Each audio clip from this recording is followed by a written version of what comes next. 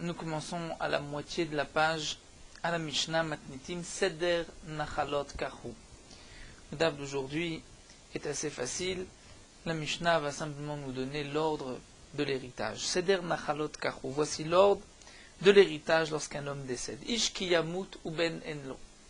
Un homme qui décède et il n'a pas laissé de garçon. On reprend ici le pasuk marqué dans la Torah. Ish ki yamut ou ben enlo ve'avartem et nachalato libito. À ce moment-là, on fera passer l'héritage à sa fille. De là, nous avons déduit déjà que si il a un garçon, c'est le garçon qui héritera et pas la fille. Donc la Mishnah nous dit Ben kodem lebat. Le garçon est avant la fille. Un homme décède, il a un garçon, c'est le garçon qui hérite et ce n'est pas la fille.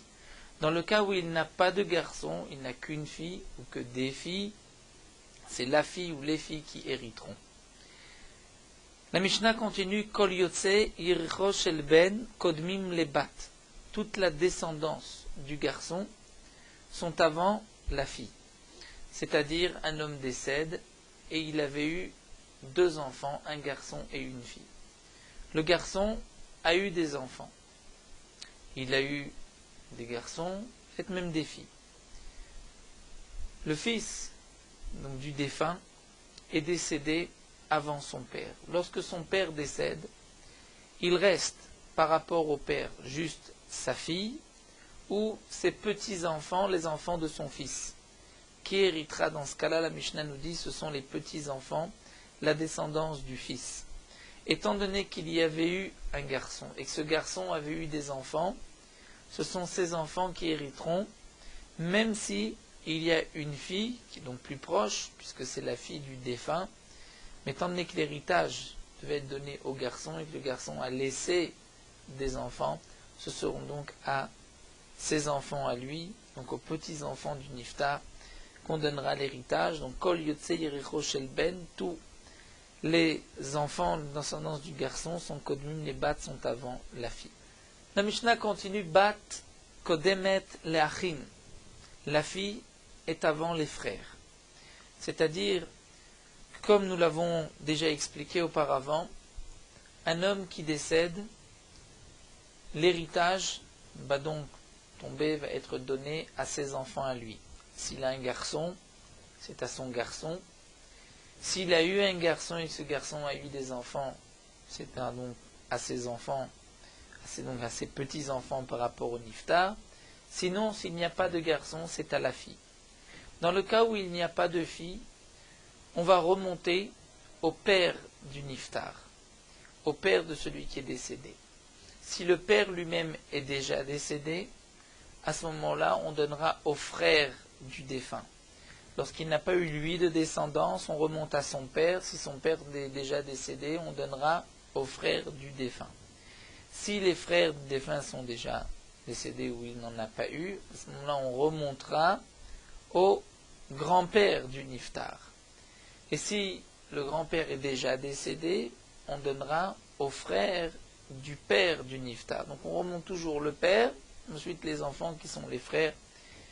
Et la Mishnah vient nous dire que s'il y a une fille bat, kodemet leachim, un homme est décédé, il a eu une fille.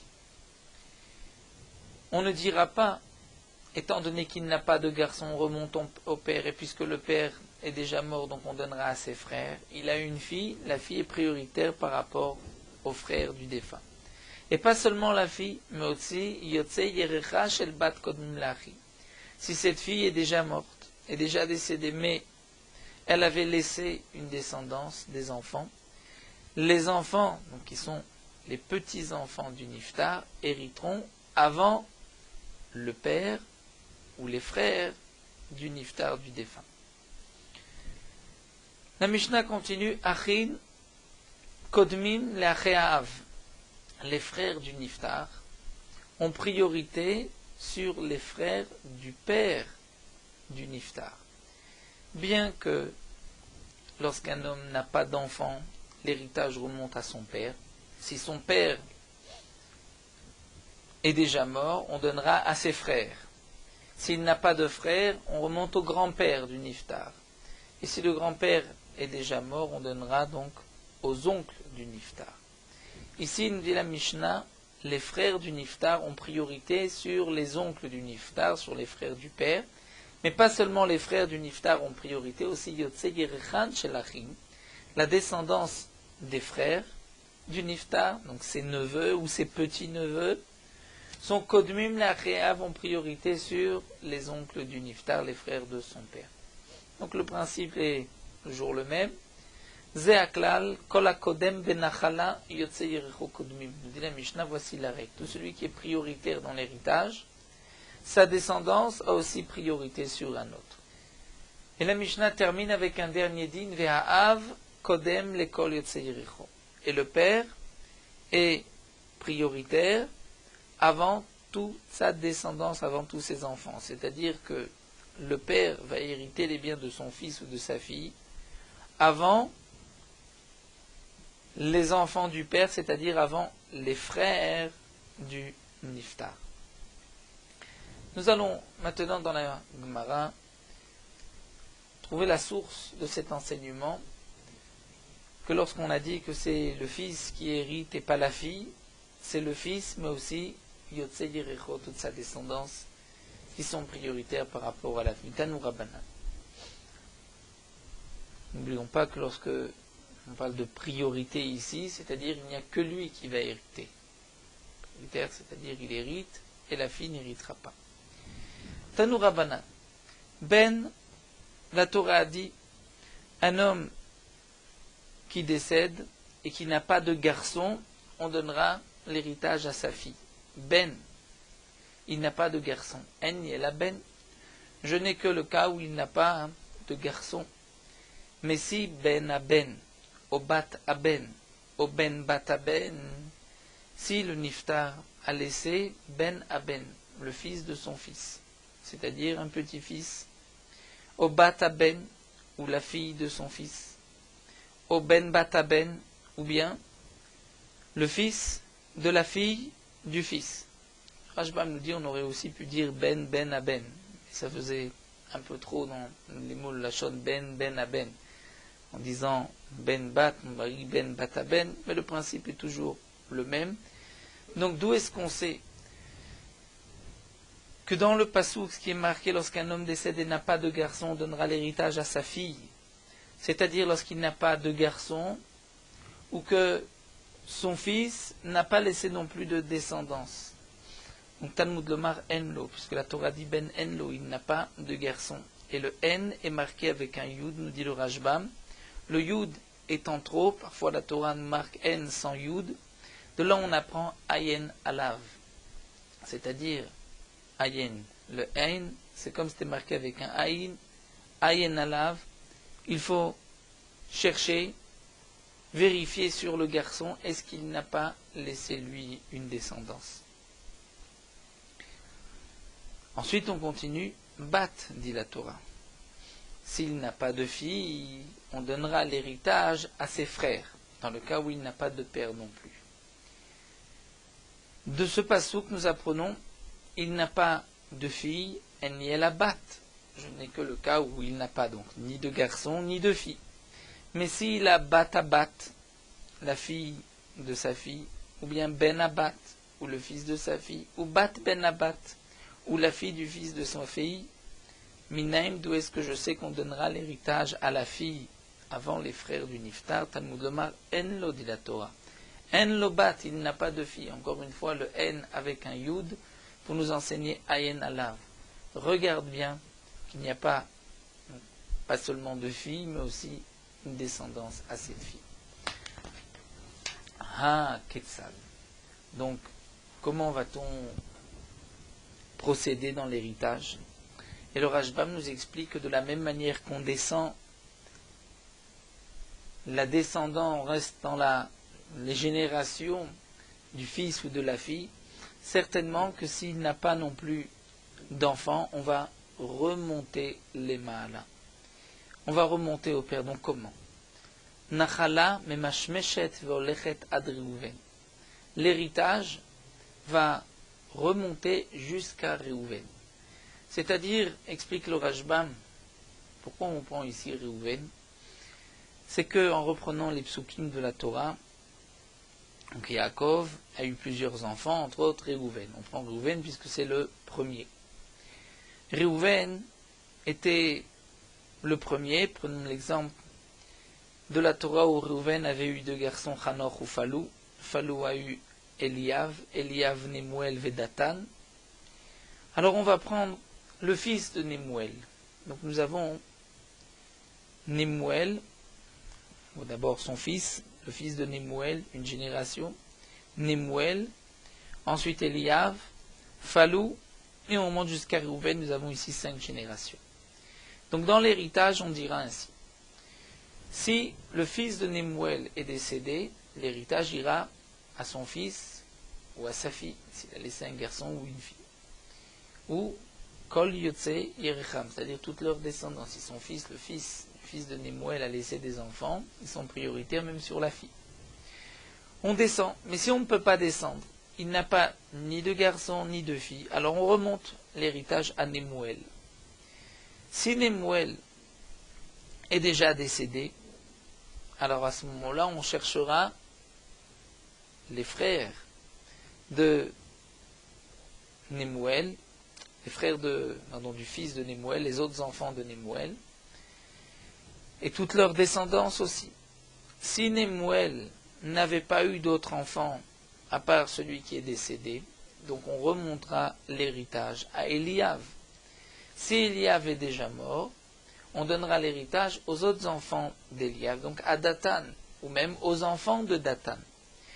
S'il n'y a pas d'enfants, Datan est déjà mort, il n'a pas laissé d'enfants, Eliav n'est pas là non plus, on remonte à Falou. Et si Falou est déjà mort, on donnera aux autres enfants de Falou, et même à toute leur descendance. Dès que, si l'héritage passe à Falou, c'est à ses enfants. N'importe son fils, son petit-fils, son arrière-petit-fils, ou une fille, puisque l'héritage est donc du côté de Falou. S'il n'y a pas malgré tout d'héritage, il n'y a pas personne pour hériter, donc on va remonter à ce moment-là à Réhouven.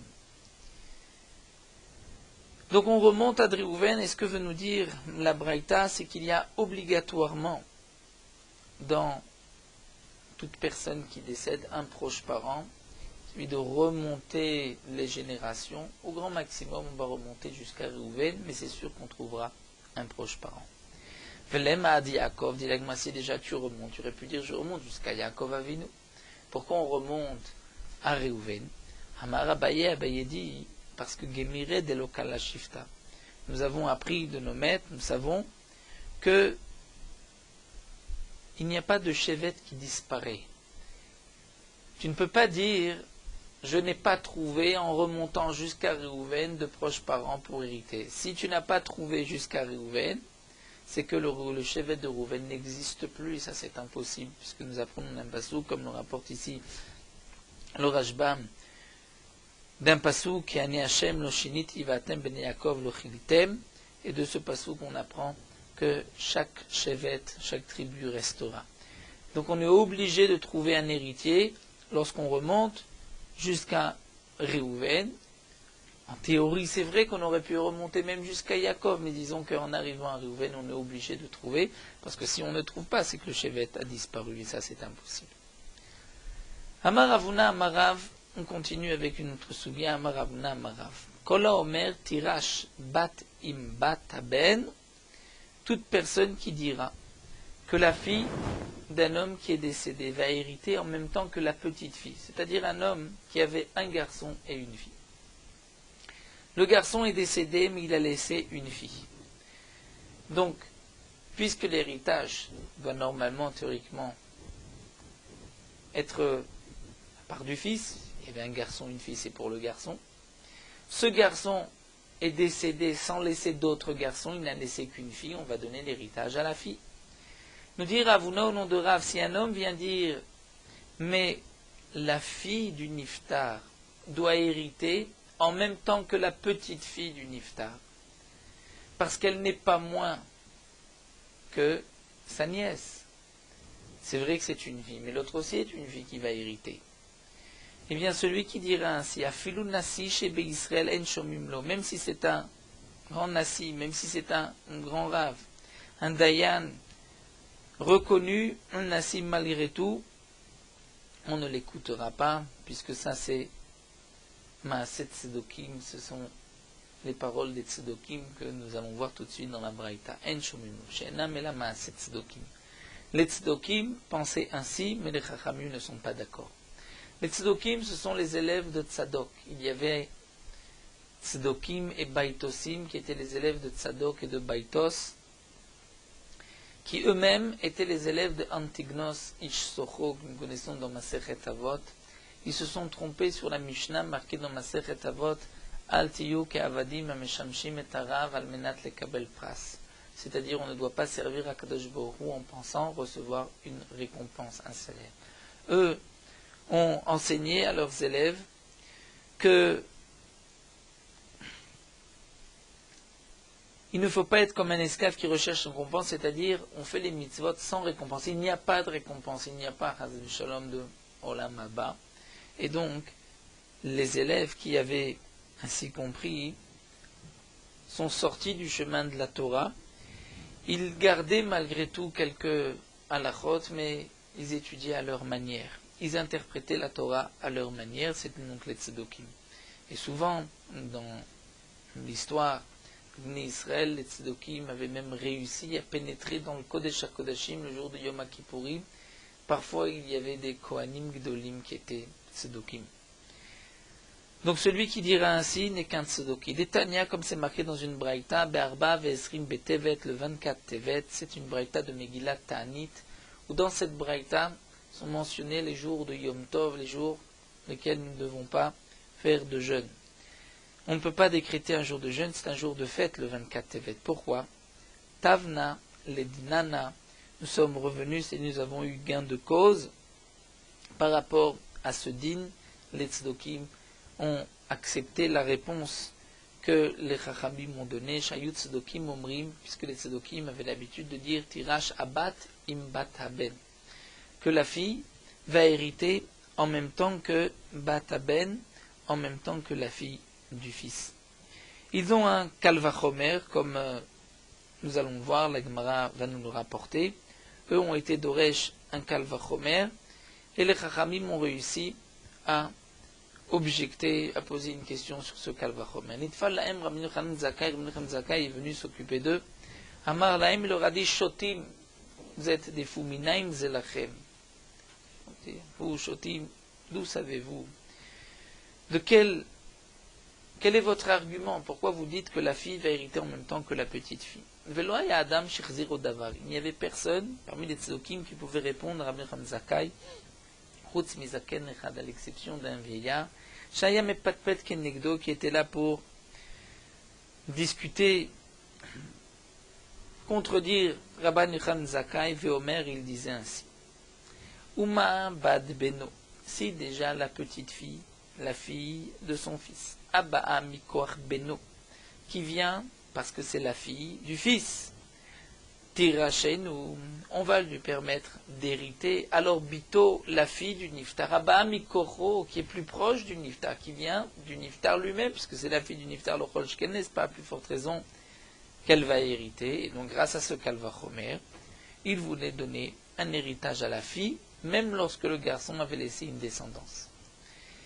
Kara alav et amikra azeh, Rabbi Zakkai a dit sur ce Tzedoki, il lui dit, j'ai un pasouk, où le pasouk dit, Ele bene Seir achori, voici les enfants de Seir, le chori yoshve haaretz, c'est Lotan, Shoval, Tzivon, Va'ana. Donc on voit que Tzivon et Ana étaient les enfants de Seir.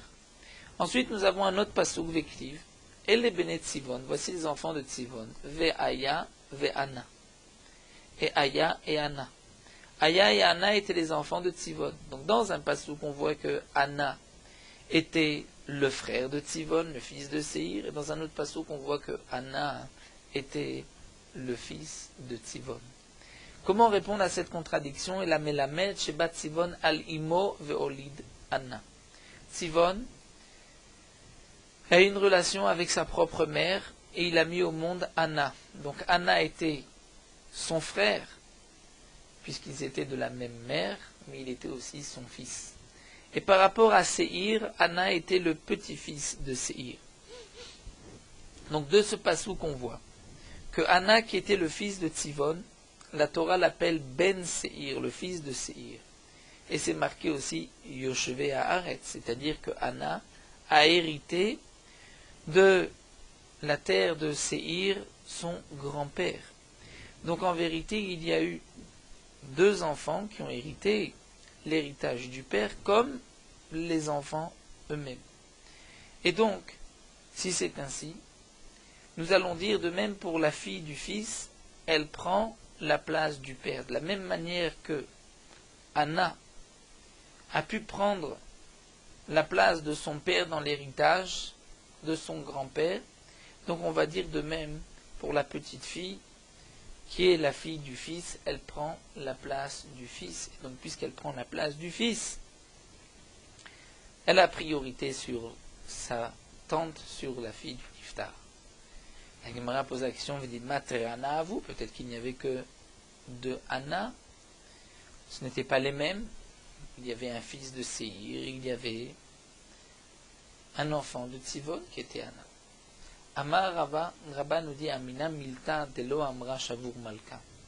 Je vais dire une chose qui n'a pas été dite par Shavur Malka ou Manu qui était Shmuel. C'est-à-dire que Shavur Malka, c'était le nom du roi de Perse. Shmuel, comme qui la halakha a été fixé comme Shmuel Bedinim, donc on le surnommait Shavur Malka comme le roi de Perse. Et Rav Papa avait dit non, Amina Milta, moi, Ika Damre, d'après certains, c'est Rav Papa qui avait dit Amina Milta de l'Amra Shavur Malka. Je vais dire une chose que Shavur Malka n'a pas dit, ou Manu Rabba, c'est Rabba. Puisque la halakha aussi est comme Rabba, sauf dans certains cas où la halakha est comme Rav Yosef, comme nous l'avons vu, Sadeh Inyanu Merza. Donc qu'est-ce que Rabba ou Rav Papa ont dit Amarkra, puisque c'est marqué dans le pasuk Hu Anna. Dans le pasuk c'est marqué Hu Anna, c'est ce Anna Asher Matza et Teim Bamidbar. C'est-à-dire Hu Anna, c'est le même Hu Anna des Meikara. C'est celui qui est rapporté dans le pasuk auparavant. Donc là nous avons deux psukim qui se suivent. C'est le pasuk Raf et le pasuk Raf Dalet dans le Perek Lamed Vav, puisque c'est marqué Hu Anna, c'est-à-dire le Anna d'avant. À Marley, à ce moment-là, le Tzdoki a dit à Rabbi Yochanan Zakkai, Rebi Bekar Atapotreni. C'est avec cette réponse que tu me renvoies. Moi aussi, explique le Rashbam, disait le Tzdoki, je suis d'accord que le petit-fils hérite le grand-père, même lorsqu'il y a une fille. Mais moi, je ne parle pas du petit-fils. Je parle de la petite fille. Lorsqu'il y a une petite fille et il y a la fille est plus proche que la petite fille. Amar lo Rabbi Yochanan Zakkai a répondu Velo te'eh Torah shelema shelanu kesicha betela shelachem. Notre Torah est entière. Explique le Rashbam, je n'ai même pas besoin en vérité de venir m'expliquer, de venir dire quelle est la raison de la Torah. Il ne voulait pas lui dire les raisons de la Torah, parce que le Rashbam Assour les galot laim tameh Torah, il ne fallait pas leur dire aux tzdokim les raisons de la Torah. Mais tu penses que notre Torah, Torah Shlema, est pas moins qu'une parole futile de chez vous. C'est-à-dire, reprenons, si tu veux, ton Kal Vachomer. Tu dis que la petite fille vient Mikoar, le fils. Et elle hérite. Donc, à plus forte raison, la fille qui vient du Koar, du défunt, qu'elle va hériter. J'ai une pira sur ton Kal Vachomer. Malebat Beno, sheken yafa kocha bimkom ha'achim. Il y a une pira puisqu'on voit que Bat Beno, la fille de son fils, sheken yafa kocha bimkom ha'achim. On voit que elle a de la force, elle pourra hériter même lorsqu'il y a des frères. C'est-à-dire, explique le Rashbam, dans le cas des filles de Tzlofrad. Tzlofrad était le fils de Chefer. Tzlofrad est décédé, elle n'avait pas eu de garçon, ce sont ses filles qui vont hériter. Les filles de Tzlofrad vont hériter pas seulement les biens de leur père Tzlofrad, mais aussi de leur grand-père Chefer. Et les filles vont hériter, elles vont hériter avec les autres enfants de Chefer, c'est-à-dire avec leur oncle. Puisque dans le pasuk Naton titen lahem achuzat nachala betoch achei aviem, c'est marqué parmi les frères de leur père. C'est-à-dire que lorsque Khéfer est décédé et qu'il fallait partager les biens de Khéfer, c'est pas seulement les enfants de Khéfer, mais aussi les filles de Tzlofrad. Donc tu vois que la fille du fils, Yafa Korah, à la force peut hériter même lorsqu'elle a des oncles, concernant l'héritage du grand-père bien sûr, pas l'héritage du père. L'héritage du père c'est seulement aux filles. Alors que Tomar Bebito, alors que la fille, aura Korah bimkom achim. La fille, de la même manière qu'elle ne peut pas hériter avec ses frères l'héritage de son père, elle ne pourra pas non plus hériter avec la fille de son frère. Puisque, dit le Rashbam, les filles de Tzlofrad ont hérité l'héritage, une partie de l'héritage de Khéfer, mais les filles de Khéfer n'ont pas pris d'héritage. Donc on voit que la petite fille de Khéfer a hérité, elle a pris la place de son père, mais les autres filles de Khéfer, qui étaient pourtant les filles de Khéfer, n'ont pas hérité en même temps que leurs frères. Et donc grâce à cette picha, Venitzrum, les Chachamim ont eu gain de cause, Ramon Zakai a eu gain de cause, Oto Ayom, Asaou, Yom Tov, et ce jour-là, ils en ont fait un Yom Tov, les Tzedokim n'avaient plus de quoi répondre, ont accepté, c'était le 24 Tevet. Vayomru, et la Gemara nous rapporte un pasouk dans Shoftim, l'histoire de Pilegesh Begiv'a, Vayomru Yerushat Peleta le Binyamin velo imache shevet mi Israël. Ils ont dit, Yerushat Peleta le Binyamin, on va laisser un héritage Peleta, il reste au Binyamin, et que un shevet ne soit pas effacé. C'est-à-dire, Amar Abitzrak, Deber Rabbi Ami. Melamed sheitnu al shevet Binyamin, shelo tiraj bat ben ima achim. Il y a eu un tnaï avec le shevet de Binyamin que la fille du fils n'hérite pas avec les frères. C'est-à-dire, vous explique le Rashbam, que la fille du fils ne va pas hériter avec les frères du fils.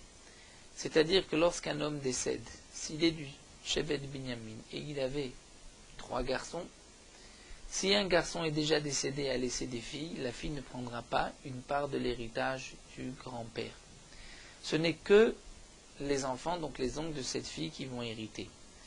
Pourquoi? Bien que normalement, comme dans le cas des Benot Tzlofrad, elles ont hérité d'une part d'héritage de leur grand-père de Khéfer, mais étant donné qu'après l'histoire de Pilegesh Begiva, où tout le shevet de Binyamin, hommes et femmes, ont été tués, et il ne restait que 600 personnes du shevet de Binyamin, 400 ont pu se marier avec les filles de Yavesh Gilad, et 200 autres ont pris les filles de Bnot Shilo, comme c'est marqué dans le Passouk. Donc en vérité, toute la terre de Binyamin, qui était une grande part d'héritage, avait été partagée pour 600 personnes. Donc à cette époque-là, tout homme qui décédait laissait un héritage énorme. Et donc si on donnait un héritage à une fille, cette fille prendrait un grand morceau de terrain, un grand héritage, et si demain elle se marie avec une personne d'une autre tribu, l'héritage de Binyamin va diminuer énormément. Donc les Chachamim de l'époque avaient institué que lorsqu'un homme décède, il a des garçons, on donnera aux garçons, puisque l'héritage reste donc toujours avec les enfants du Niftar. Mais si un de ces garçons est décédé, même s'il a laissé des enfants, on ne donnera pas aux filles. Mais dans le cas où un homme, nous dit le Rashbam, était mort chez Binyamin sans laisser de garçons, il n'avait que des filles, là c'est sûr qu'on laissait l'héritage aux filles ou à la petite fille, puisque un homme ne veut pas que son héritage sorte de sa propre famille, de sa descendance. Donc dans ce cas-là, ils n'ont pas décalé l'héritage. Mais c'est seulement lorsqu'il y avait donc plusieurs garçons, un garçon était décédé en laissant des enfants, en laissant des filles, là ces filles-là n'hériteront pas pour ne pas nous perturber et faire passer l'héritage, grande part d'héritage du shevet Binyamin dans un autre shevet. Alors nous allons nous arrêter ici à Amar Rabbi Yochanan. Nous terminons avec Morot Halacha d'Afkuf Tedvav concernant le Shoresh, la raison de la mitzvah de Yerusha, de l'héritage. Le Sefer HaChinuch, le Réa nous dit: un homme doit savoir que le monde est dans les mains d'Akadosh Baruch Hu, qui fait attention à chaque créature et sa volonté, et que toute personne dans le monde puisse avoir une part des biens qu'il a pu acquérir dans ce monde. La matana, le cadeau d'Akadosh Baruch Hu, porte en lui, le cadeau, une beracha. Cette beracha, c'est qu'Akadosh Baruch Hu lui a donné pour que ce terrain, cet héritage reste dans ses mains à jamais. Étant donné qu'il y avait la faute de Adam Arishon ou du serpent, il y a eu la mort qui a été décrétée dans le monde. Donc un homme ne peut pas vivre éternellement, il va sortir de ce monde. Donc ce n'est pas parce que son corps doit partir de ce monde qu'il va perdre la bracha qu'Akadosh Baruch Hu lui a donnée. Donc lorsqu'un homme décède, cette matana, ce cadeau, va être né à ses garçons ou à ses filles, puisque c'est la suite, c'est comme le corps de l'homme. Même un homme qui disparaît de ce monde et qui n'a pas laissé de garçon ou de fille, mais comme nous l'avons vu dans la Gemara et nous le verrons dans les halachot, les autres proches vont hériter de ses biens, puisque la beracha qui a été donnée est pour lui, pour sa descendance ou pour ses proches. Les proches, bien sûr, méritent plus de recevoir la bracha que toute autre personne, puisque la bracha qui a été donnée à un homme, c'est ou par son mérite ou par le mérite de ses ancêtres. Donc puisque c'est par le mérite de ses ancêtres, il est juste que la bracha ne descend pas, elle remonte, elle soit donnée à ses frères ou à ses oncles, comme nous l'avons vu.